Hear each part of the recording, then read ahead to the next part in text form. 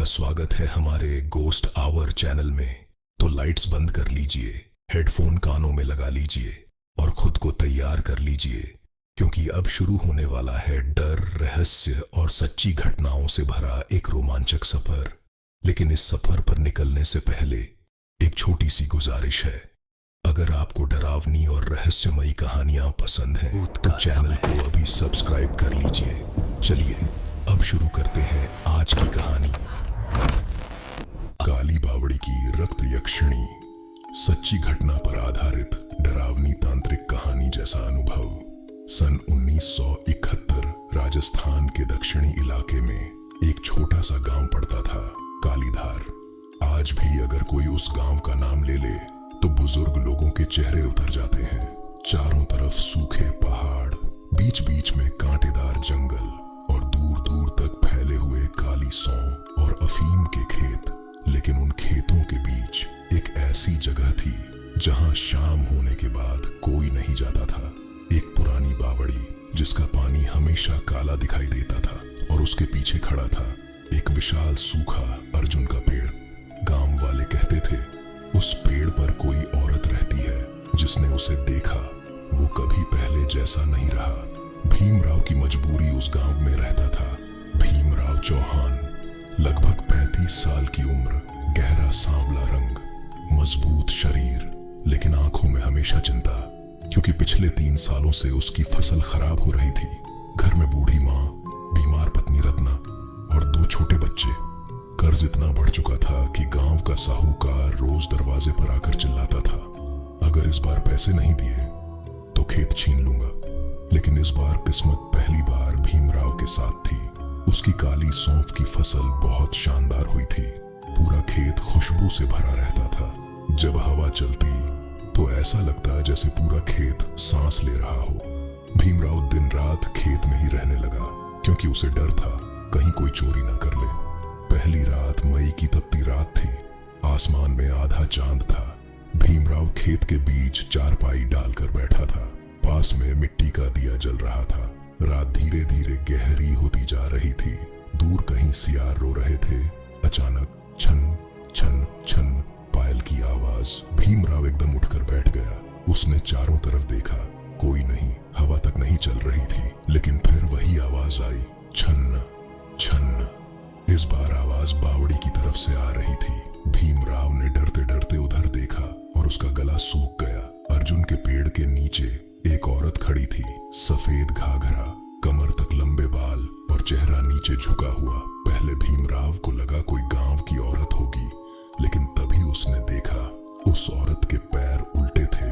भीमराव के हाथ कांपने लगे। उसने धीरे से भगवान का नाम लिया।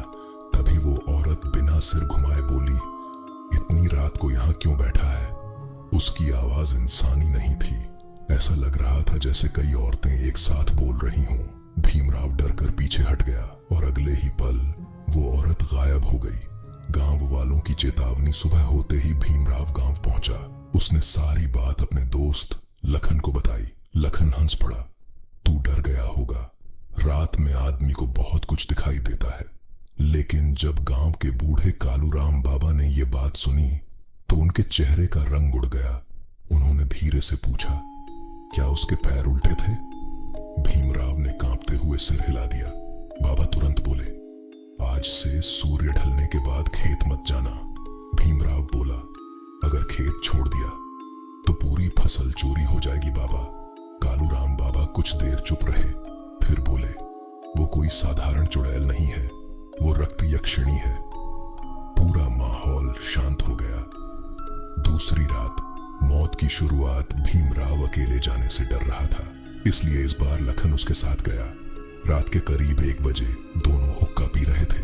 तभी लखन बोला, मैं बावड़ी से पानी भर कर लाता हूँ। वो हंसते हुए चला गया, लेकिन कुछ ही सेकंड बाद एक ऐसी चीख गूंजी जिसने भीमराव का खून जमा दिया। भीमराव उन बचा। भीमराव दौड़ पड़ा, लेकिन बावड़ी के पास पहुंचते ही उसके पैरों तले जमीन खिसक गई। लखन हवा में लटका हुआ था। उसकी गर्दन किसी ने पकड़ रखी थी और उसके सामने वही औरत खड़ी थी। लेकिन इस बार उसका असली रूप दिखाई दे रहा था। उसका आधा चेहरा पूरी तरह जला हुआ था, आंखें काली, मुंह इतना बड़ा जैसे जबड़ा फट गया हो। उसके लंबे नाखून लखन की छाती में धंसे हुए थे और वो उसका खून पी रही थी। लखन तड़प रहा था, उसकी आंखें बाहर निकल चुकी थीं। वो रोते हुए बोला, भीमराव मत छोड़। लेकिन डर इंसान से सब कुछ छीन लेता है। भीमराव उसे बचाने की हिम्मत नहीं कर पाया। वो जान बचाकर भाग गया। मौत का पीछा पीछे से वो चीज दौड़ रही थी, लेकिन इंसानों की तरह नहीं। कभी चार पैरों पर, कभी पेड़ों पर चढ़कर। उसकी हंसी पूरे जंगल में गूंज रही थी, भाग मत, अब तू भी मरेगा। भीमराव पागलों की तरह भाग रहा था। कांटे उसके पैरों में चुभ रहे थे, सांस टूट रही थी। तभी उसे जंगल में एक टूटा हुआ मंदिर दिखाई दिया। वो अंदर घुस गया। मंदिर के अंदर अंधेरा था, लेकिन बीच में धीमी आग जल रही थी और उसके सामने बैठा था एक अघोरी, पूरा शरीर राख से ढका हुआ, गले में हड्डियों की माला, सामने इंसानी खोपड़ी रखी हुई। उसने आंखें खोली और सीधा भीमराव को देखकर बोला, वो तुझे छोड़कर नहीं जाएगी। भीमराव वहीं गिर पड़ा। यक्षिणी का रहस्य अघोरी ने बताया, बहुत साल पहले इसी गांव में एक तांत्रिक रहता था। उसे अमर होना था। उसने तंत्र सिद्ध के लिए एक नवविवाहित गर्भवती स्त्री की बलि दी, लेकिन साधना अधूरी रह गई। उस स्त्री की आत्मा यक्षिणी बन गई और तब से हर कुछ सालों में वो जागती थी। जहां सबसे अच्छी फसल होती, वहां मौत शुरू हो जाती। अघोरी ने भीमराव की आंखों में देखते हुए कहा, अब उसने तुझे चुन लिया है। भीमराव कांप उठा। अमावस्या की रात अघोरी बोला, अगर आज उसे नहीं रोका गया तो पूरा गांव खत्म हो जाएगा। रात के 12 बजे दोनों बावड़ी के पास पहुंचे। चारों तरफ राख और नींबू का घेरा बनाया गया। अघोरी मंत्र पढ़ने लगा, एयुएम ह्रीम क्लीम चामुंडाया विच्छे। अचानक बावड़ी का पानी उबलने लगा।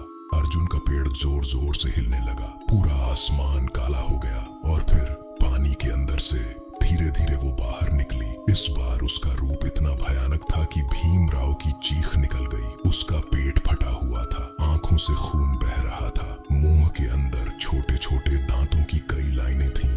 वो चीखी, मुझे बलि चाहिए। उसकी आवाज से पूरा जंगल कांप उठा।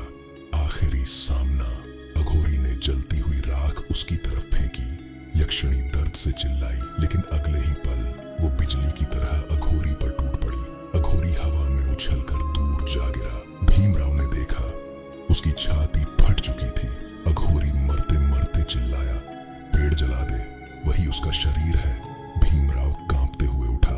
उसने मिट्टी का तेल अर्जुन के पेड़ पर डाला और आग लगा दी। जैसे ही पेड़ में आग लगी, यक्षिणी ऐसी चीखी कि पूरा जंगल गूंज उठा। वो जलती हुई आग के बीच खड़ी थी। धीरे धीरे उसका चेहरा बदलने लगा। अब वो डरावनी नहीं लग रही थी, वो रो रही थी। उसकी आंखों से आंसू बह रहे थे। उसने आखिरी बार भीमराव को देखा और धीमी आवाज में बोली, मुझे मुक्ति चाहिए थी। अगले ही पल वो राख बन गई। लेकिन कहानी यहीं खत्म नहीं हुई। 3 दिन बाद भीमराव की पत्नी रत्ना ने बताया, रात को कोई खिड़की के बाहर खड़ा रहता है। पहले तो भीमराव ने विश्वास नहीं किया, लेकिन उसी रात जब वो उठा तो उसने देखा घर के पीछे अंधेरे में 2 लाल आंखें चमक रही थीं और फिर वही पायल की आवाज गूंजी, छन्न छन्न।